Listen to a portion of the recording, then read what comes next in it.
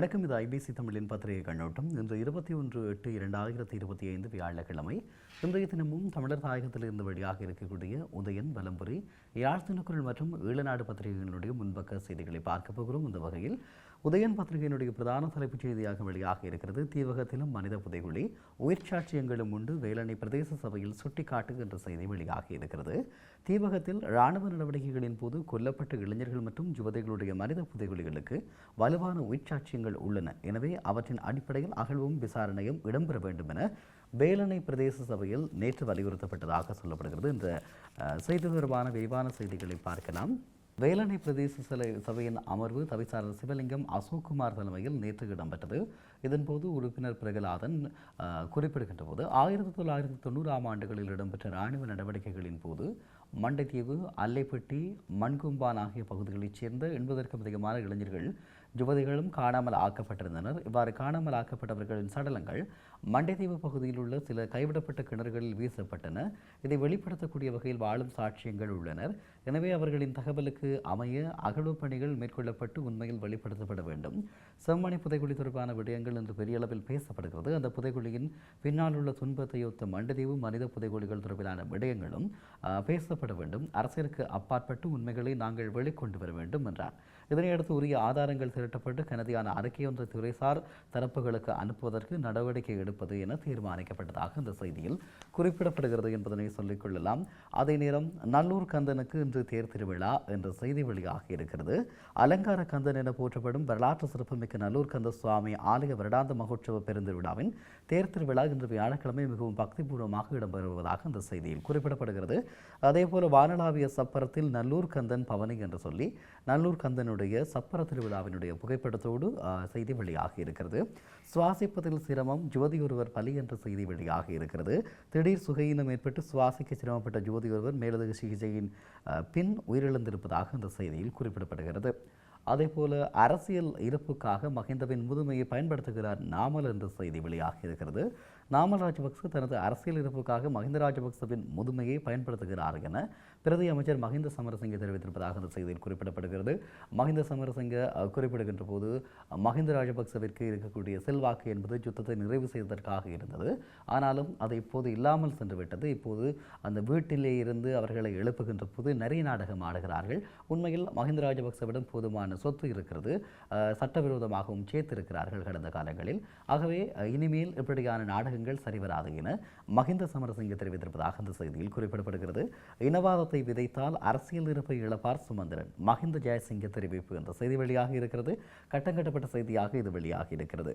இனவாத அரசியல் பாதையை சுமந்திரன் மாற்றிக்கொள்ள வேண்டும், இல்லையில் அவருக்கு அரசியல் எதிர்காலம் இல்லாமல் போகக்கூடும் என பிரதி அமைச்சர் மஹிந்த சமரசிங்க தெரிவித்திருப்பதாக அந்த செய்தியில் குறிப்பிடப்படுகிறது. அதேபோல மருத்துவமனைக்கு சென்ற யுவதியை காணவில்லை, வவுனியாவில் பரபரப்பு, போலீஸ் முறைப்பாடு என்ற செய்தி வெளியாக இருக்கிறது. வவுனியா மருத்துவமனைக்கு சென்ற யுவதி ஒருவரை காணவில்லை என்று போலீசில் முறைப்பாடு செய்யப்பட்டிருக்கிறது. வவுனியா தம்பனை புளியங்குளம் பகுதியைச் சேர்ந்த ஜோதி ஒருவரை இவ்வாறு காணாமல் போயிருப்பதாக அந்த செய்தியில் குறிப்பிடப்படுகிறது.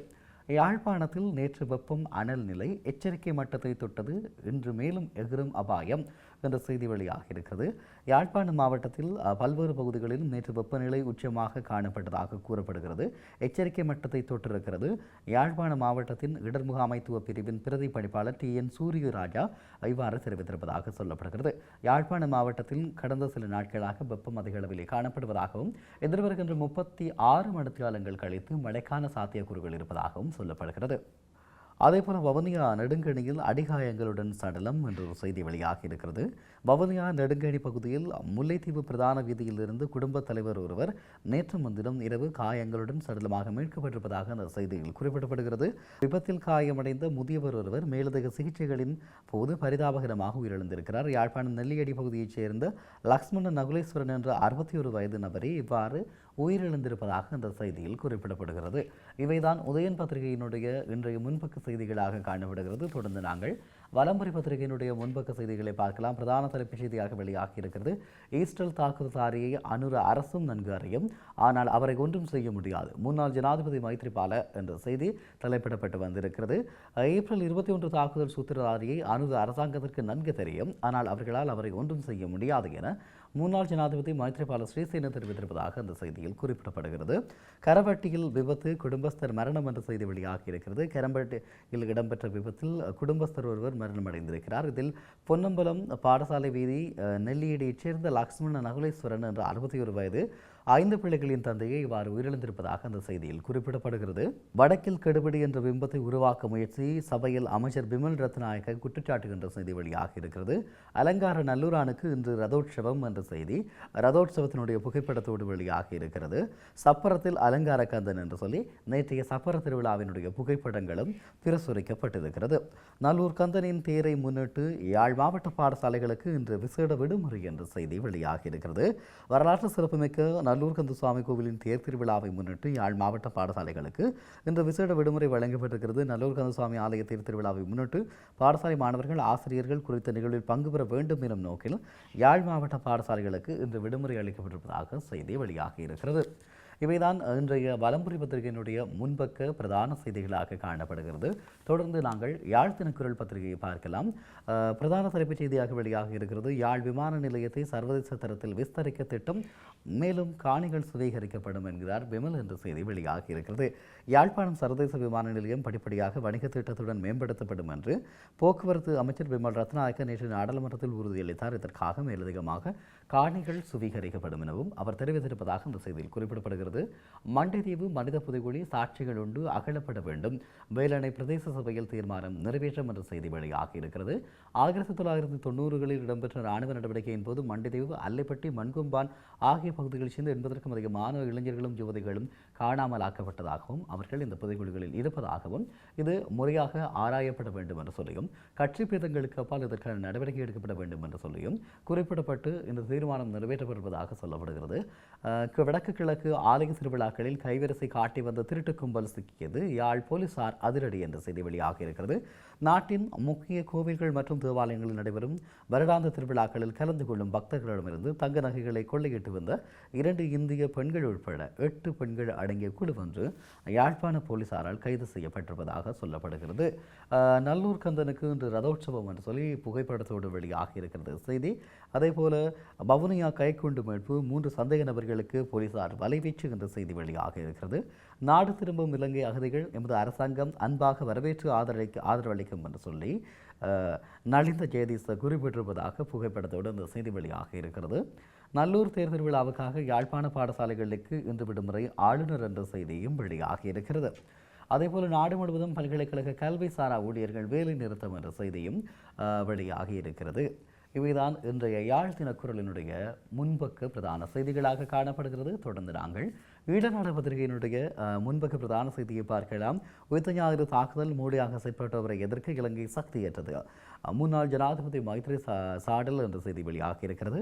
2019ஆம் ஆண்டு உயிர்த்த ஞாயிறு தாக்குதலுக்கு மூளையாக செயற்பட்டவரை அரசாங்கங்கள், இராணுவம், புலனாய்வு அமைப்புகள் நன்கு தெரிந்திருந்தாலும் அவரை எதிர்ப்பதற்கான சக்தி இலங்கையிடம் இல்லை. இவ்வாறு முன்னாள் ஜனாதிபதி மைத்ரிபால சிறிசேன தெரிவித்திருப்பதாக இந்த செய்தியில் குறிப்பிடப்படுகிறது.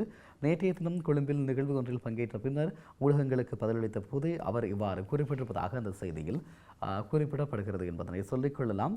மாகாண சபைகளால் பல கோடி ரூபாய் வீண், மைத்ரிபால கூறுகிறார் என்ற செய்தி வெளியாக இருக்கிறது. மாகாண சபைகளால் ஒவ்வொரு ஆண்டிலும் பல கோடி ரூபாய் வீணடிக்கப்படுகிறது என்று கூறியிருக்கக்கூடிய முன்னாள் ஜனாதிபதி மைத்ரிபால சிறிசேன இந்திய இலங்கை இடையிலான புதிய உடன்படிக்கை எதிர்காலத்தில் பெரிய பிரச்சனையாக இருக்கப் போகிறது. விடுதலை புலிகளின் நடவடிக்கையால் ஜே.ஆர். ஜெயவர்தன மற்றும் பிறரை இந்தியா இலங்கை ஒப்பந்தத்தை கையொப்பமிட அழுத்தம் கொடுத்தது எனவும் அவர் குறிப்பிட்டிருப்பதாக அந்த செய்தியில் குறிப்பிடப்படுகிறது.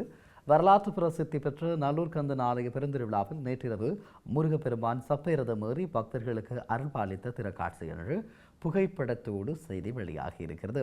நல்லூரானுக்கு இன்று தேர் என்ற செய்தியும் கட்டங்கட்டப்பட்ட செய்தியாக வெளியாகி இருக்கிறது. பலாலி விமான நிலையம் விரைவில் விரிவாக்கப்படும், அமைச்சர் பிமல் ரத்நாயக்க உறுதி என்ற செய்தி கட்டங்கட்டப்பட்ட செய்தியாக வெளியாகி இருக்கிறது. இலங்கையில் எப்போதும் நீதிக்கான வாய்ப்புகள் குறைவாகவே உள்ளன, மனித உரிமைகள் கண்காணிப்பகம் குறிப்பிட்டிருப்பதாக அந்த செய்தி வெளியாகி இருக்கிறது. ஜனாதிபதி அனுரகுமார் திசாநாயக்க சீர்திருத்த வாக்குறுதிகளுடன் பதவியேற்ற ஒரு வருடமாகியும் படையினர் காணாமல் ஆக்கப்பட்டவர்களின் குடும்பங்களை துன்புறுத்துகிறார்கள், கொடூரமான பயங்கரவாத எதிர்ப்பு சட்டத்தை தவறாக பயன்படுத்துகிறார்கள் என்று கூறி அந்த அமைப்பு இவ்வாறு குறிப்பிட்டிருப்பதாக அந்த செய்தியில் குறிப்பிடப்படுகிறது. சர்வதேச மனித உரிமைகள் கண்காணிப்பகத்தின் ஆசிய பிராந்திய துணை பணிப்பாளர் மீனாட்சி கங்குலி நேற்று விடுத்த அறிக்கையிலேயே இந்த விடயம் குறிப்பிடப்பட்டிருக்கிறது. இன்னும் ஒரு செய்தி, யாழ் மாவட்ட பாடசாலைகளுக்கு இன்று விடுமுறை என்ற கட்டங்கட்டப்பட்ட செய்தி வெளியாகி இருக்கிறது. ஆலயங்களில் நகை திரட்டில் ஈடுபட்ட பெண்கள் குழு கைது, இருவர் இந்தியாவிலிருந்து வந்தவர்கள் என்ற செய்தி வெளியாகி இருக்கிறது. முன்னாள் போலீஸ் மாதிபர் தென்னக்கோன் நேற்று கைது என்ற செய்தியும் வெளியாகி இருக்கிறது. இவைதான் ஈழநாடு பத்திரிகையினுடைய முன்பக்க பிரதான செய்திகளாக காணப்படுகிறது. நன்றி. இன்றைய தினமும் தமிழர் தாயகத்திலிருந்து வெளியாக இருக்கக்கூடிய உதயன், வலம்புரி, யாழ் தினக்குரல் மற்றும் ஈழநாடு பத்திரிகைகளுடைய முன்பக்கத்தில் இருக்கக்கூடிய செய்திகளை பார்த்திருக்கிறோம். வணக்கம்.